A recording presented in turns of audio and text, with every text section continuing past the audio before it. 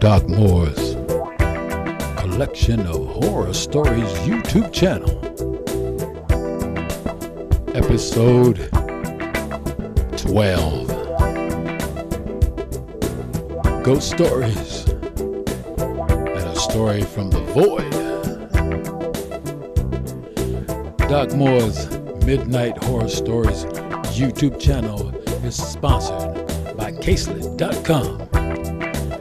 Caselet.com. Design your unique and very affordable phone case with AI. Create your own stunning, one-of-a-kind phone case design using the power of artificial intelligence.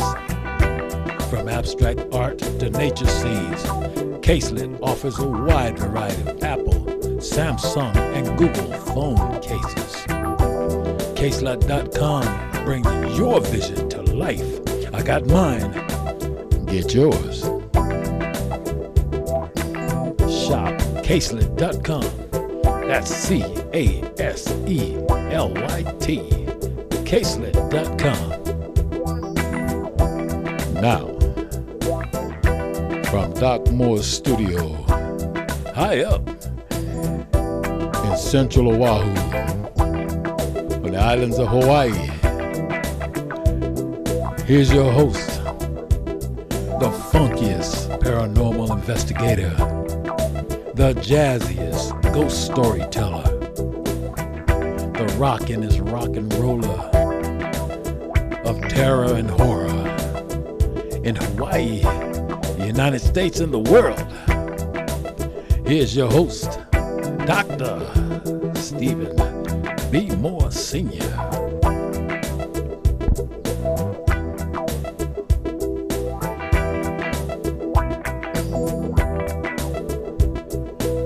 Good evening, everyone. It's great to have you here. We're back again with episode 12, Ghost Stories from Hawaii. And a subscriber from Florida kicking it to us about the void. And you're going to want to hear this because you're going to be scared. I'm hearing you. As we kick it off, I want to say thank you to all of our subscribers, all of our listeners, viewers, all the folks sharing the website, YouTube channel. I want to thank you from the bottom of my heart, the top of my lungs. So keep it going, keep it kicking it. We can keep telling these stories. So without further ado, like they say, let's get this show on the road.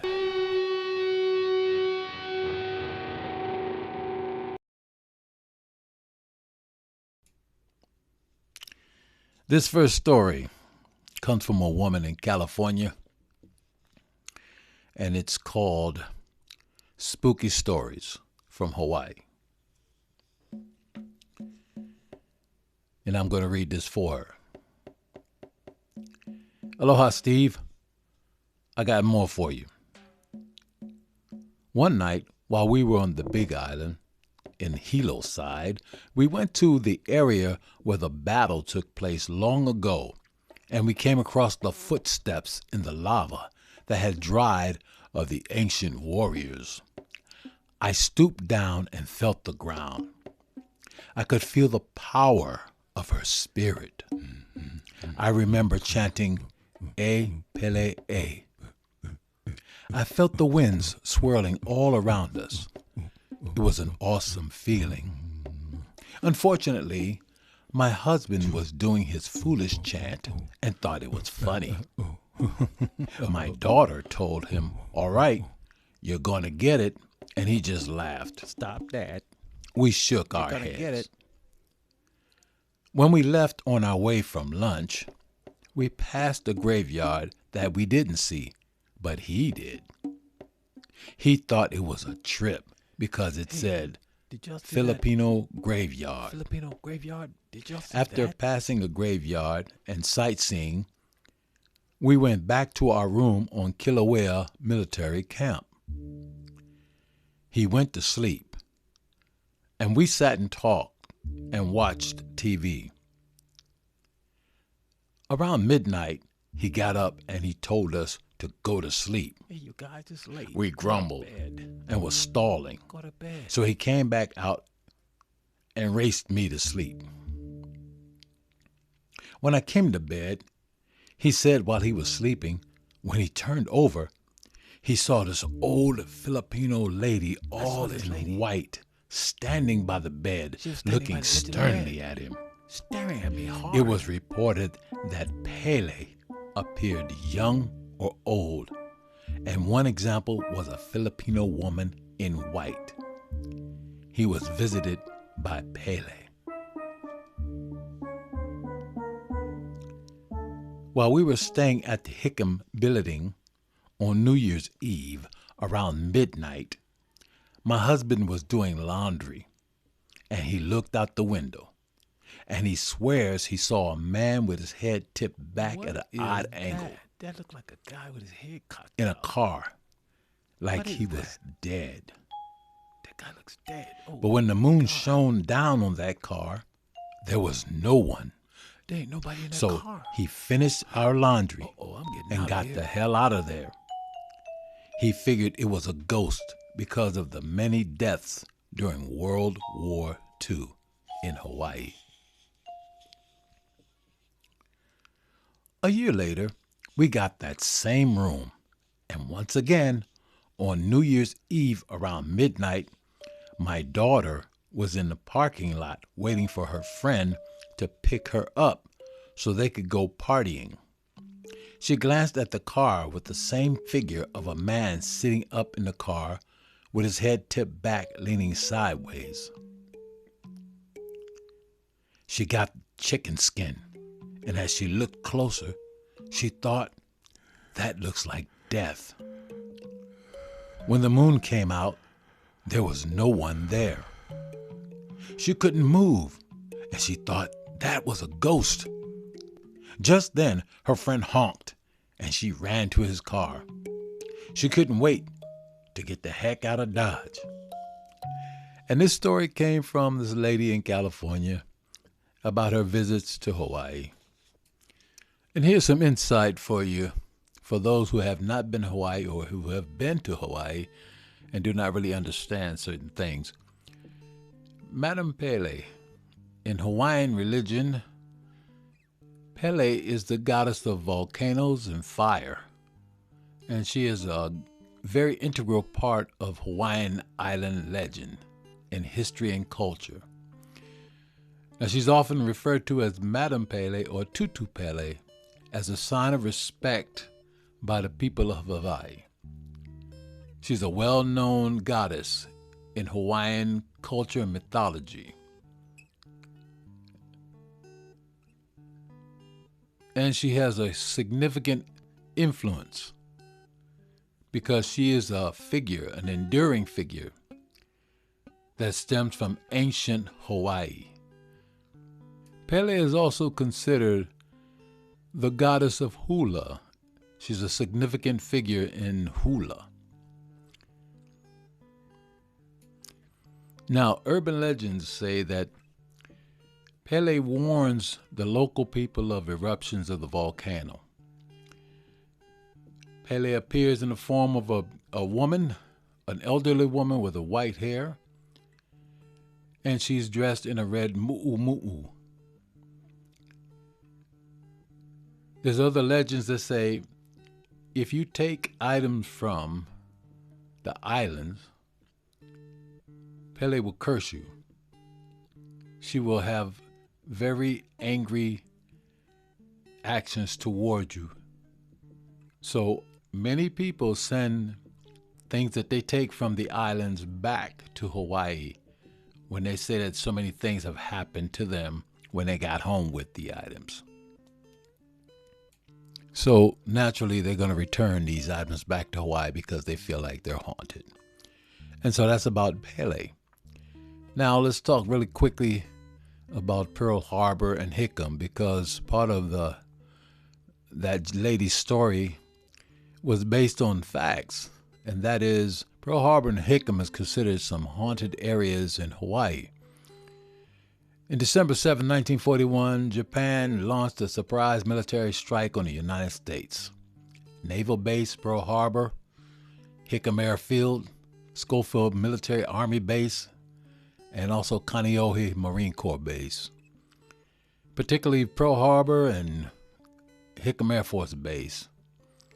And there were a great many deaths that occurred because of the surprise attack that was launched on December 7th. Over 300 fighters and dive bombers attacked the base, and many people were killed. It's estimated that over 2,000 Americans were killed and about 1,100 were wounded in the attack, while the Japanese lost 29 aircraft and 130 personnel and some five midget submarines. This is also where the USS Arizona was sunk, among other ships that were sunk in Pearl Harbor. So when she talks about ghosts and around a military base, that comes back to the point of all the deaths that occurred at the war. And that is true. That is real. And that has truly happened. And there are other stories that I'll be telling you about in the future. And also you can go back and look at some of my old stories about Pearl Harbor and Hickam and places that have ghost stories. Let's go on to the next story. Now this story is from a good friend of mine, also a listener, just like the previous lady. And this is titled, A Portal to Apparitions. This is his own personal encounter that I will relate and read for him. And this is his thoughts. It is thought that the afterlife can only be encountered in a haunting setting, such as an old abandoned mansion somewhere in Louisiana, or perhaps a graveyard somewhere in Hawaii.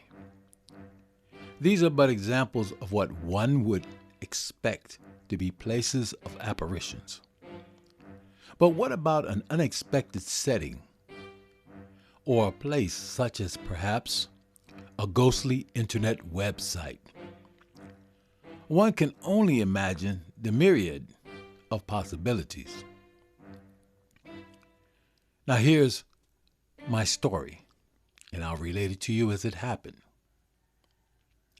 One night, back in 2009, while enjoying the sitting of a new home in Chula Vista, California, the warmth of a fireplace and the smell of a new home projected a feeling of serene and security, while freshly baked cookies sat on the kitchen table. My computer sat upstairs next to my grandkids' room as they slept late in the night.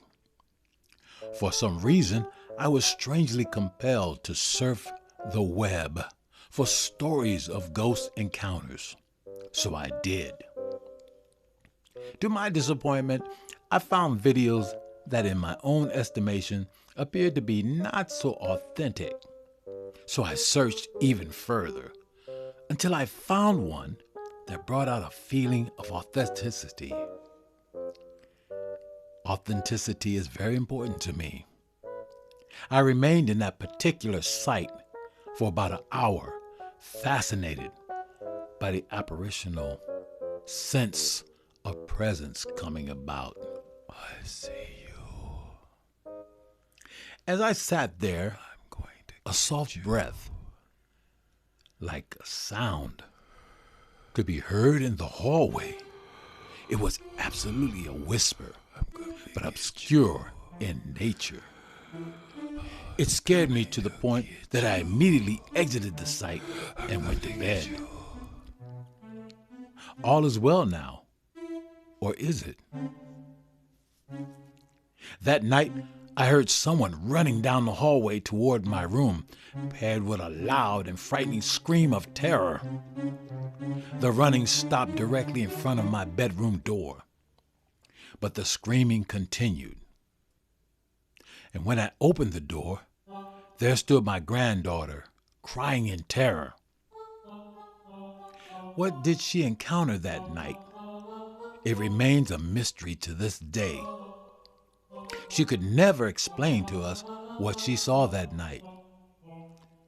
I never downloaded another ghost site, and it will never happen again.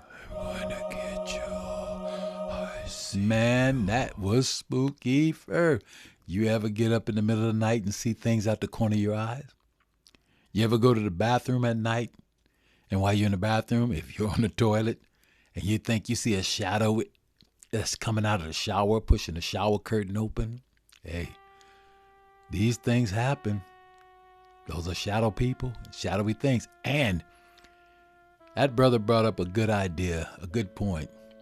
Ghosts can pop up in houses and buildings and places, but what about the internet? What about the computer? You know, they say that ghosts and demonic forces can actually ride electronic wavelengths through the networks into your home through media such as televisions, cell phones, and computers and their screens. Think about it. When you're surfing the internet late at night. Let's get to our next story. Beware. Now, this story comes from a gentleman, a listener, a person who likes the show, and a subscriber. Oh, and like all of the people that contributed, they're subscribers, so you're quite welcome to send your stories to Doc Moore's Midnight Horror Stories, just like this gentleman did. And this story is called Whispers from the Void. Lucas always liked working the late shift at the library. Night shifts there were peaceful in a way the daytime never was. No noisy children running between shelves. So quiet. No elderly patrons So asking peaceful. where the history section had been moved for the 100th time. Them dumbass old No places. chatter echoing across the reading room. Just silence, the soft hum of fluorescent lights, and the endless rows of books surrounding him like sleeping giants. That night, though, something felt wrong. The old building seemed unusually still, as if it were holding its breath. Even the ticking grandfather clock in the corner sounded louder than normal.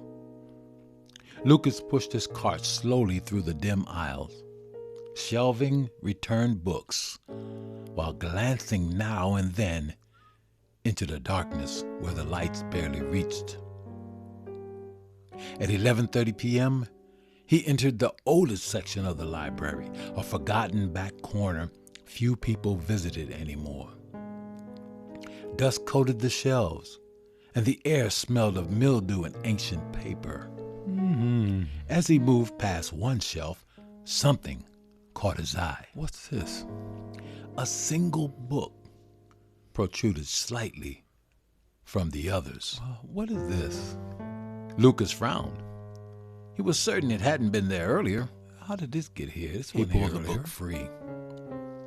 It was heavier than expected, bound in cracked black leather with strange symbols etched into the spine. There was no title, no author, nothing recognizable. The moment his fingers brushed the cover, a chill crawled down his spine. He opened it carefully. The pages were yellowed with age and filled with faded symbols and handwriting, unlike any language he had ever seen. He stared at the text, unable to understand a single word, yet strangely unable to look away. Then the temperature dropped. A freezing gust swept through the aisle, rustling the pages violently. The overhead lights flickered, plunging the shelves into brief flashes of darkness. Lucas stiffened. For a split second, he felt someone standing behind him. Who was that? A whisper drifted through the air. We are here. Lucas spun around. Hello? Hello? No one answered. The library stood empty. His pulse quickened. He laughed nervously under his breath, convincing himself exhaustion was playing tricks on him. I'm just tired. But when he looked back down at the book, the symbols on the pages almost seemed to move beneath the dim light. Another whisper slithered through the darkness.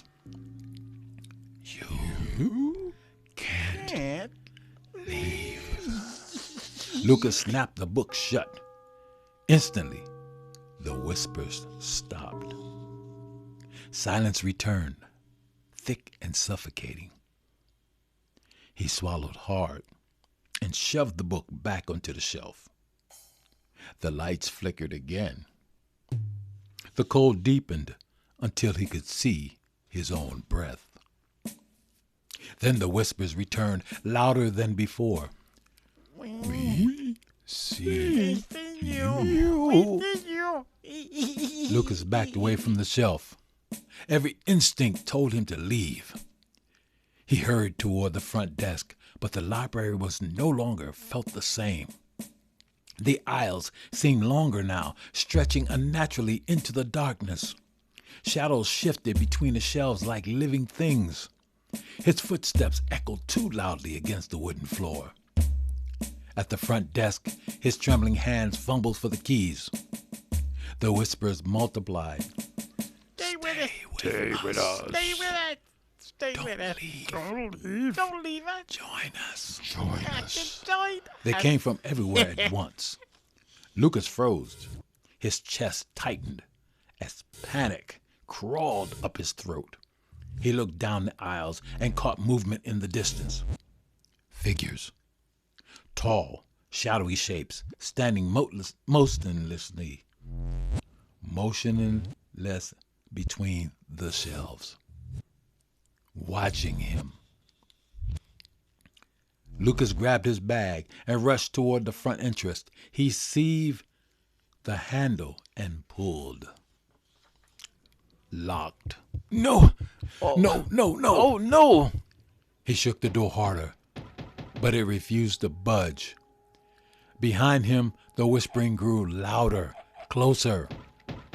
The lights dimmed until the library drowned in a sickly half-darkness. Slowly, Lucas turned around. The shadow figures were nearer now. Their forms twisted unnaturally, flickering like smoke. The shelves around them began to warp and bend, as though the building itself were melting. The floor rippled beneath Lucas's feet. "This isn't real," he whispered desperately. "This isn't real." But the library continued changing. Bookshelves stretched impossibly high into darkness. The walls pulsed subtly, almost breathing. The air vibrated with hundreds of overlapping voices. "We need you." We need you. Lucas collapsed to his knees, clutching his head as the whispers drilled into his mind. "Stop!" he screamed. "Just Stop it. Stop it. Suddenly, everything went silent. The stillness was worse than the voices. Lucas lifted his head slowly. At the far end of the aisle stood a figure. It was vaguely human, draped in shadow, so thick it swallowed the light around it. Lucas stared in horror as the figure began moving toward him. Not walking, floating, gliding silently above the floor. Lucas scrambled to his feet and ran. He sprinted through the twisting aisles as the library distorted around him. Shelves bent at impossible angles. Hallways stretched endlessly ahead of him. Every turn led deeper into darkness. The whispering returned in deafening chorus. Join us. You are ours. You are ours. Join us. You are ours. You are ours. Lucas rounded a corner and stopped so suddenly he nearly fell. The floor ahead was gone. In its place yawned a massive black void, swirling like an endless abyss. Darkness churned within it, alive and hungry. The air itself seemed to pull toward the pit. Then hands emerged. Pale, skeletal hands, arms reaching upward from the void, clawing desperately at the edge of the floor. Lucas stumbled backward, but the hands seized his legs. He screamed as icy fingers tightened around him and dragged him toward the abyss. No. No! No! Let me go! Let me go. His nails scraped along the wooden floor, leaving deep grooves as he fought desperately to pull free. More hands emerged, grasping at his arms, his shoulders, and clothing. The whispers became thunderous. Come on. Come home. Come on. You belong to us. You belong to us. Lucas sobbed in terror as the void pulled harder, bending reality around it. The library twisted into impossible angles. Shelves folded inward like collapsing ribs. The walls writhed, writhed as though alive. He managed to free one leg and clawed backward, but another hand seized his wrist. Let me go. Then another, Let me go. and another. Let me The go. darkness swallowed him inch by inch. Let me go. Lucas's final scream echoed through the library before the void consumed him completely. Then everything stopped. The whispers vanished. The hands disappeared. The library stood silent once more. The next morning, sunlight streamed peacefully through the windows as if nothing happened. A janitor entered, pushing a mop and bucket, whistling softly to himself. He paused almost immediately. The library felt strange, strangely empty. As he wandered toward the back, he noticed a black leather book lying alone on the table. He picked it up carefully, frowning at the strange symbols on the this? spine. What's this? Where'd this come from? Well, where'd this come from? He flipped through the pages. The pages were blank. Nothing on this book. Every single one. The janitor shrugged uneasily and placed the book back onto the shelf. As he turned to leave, a faint whisper drifted through the quiet library. We are waiting. We are waiting. Come with us. We are waiting. The janitor froze. Another whisper came, slightly louder this time. We are waiting. Come with us. You must come with us. We are waiting. We're waiting for you. He We're waiting for abandoned you. the Come mop. with us. No. He abandoned the bucket and hurriedly ran toward the exit without looking back. Come with us. Come with us. Behind him, Come with an us. ancient book Come with us. sat silently on the shelf. We are waiting. With us. Waiting. And that was an excellent story from our subscriber, listener, and viewer from Florida. So, as you subscribers, I thank you very much. As you listeners and participants, thank you very much.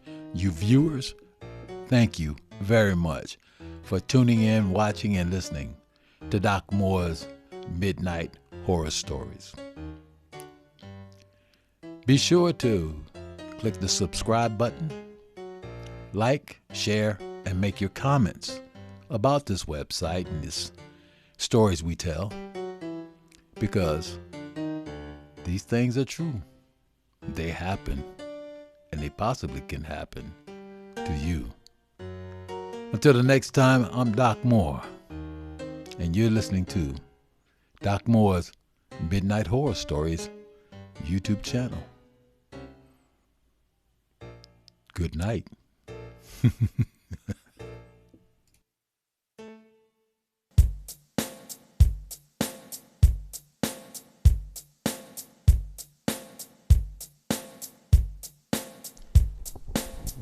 You've been listening and watching Doc Moore's Midnight Horror Stories YouTube channel.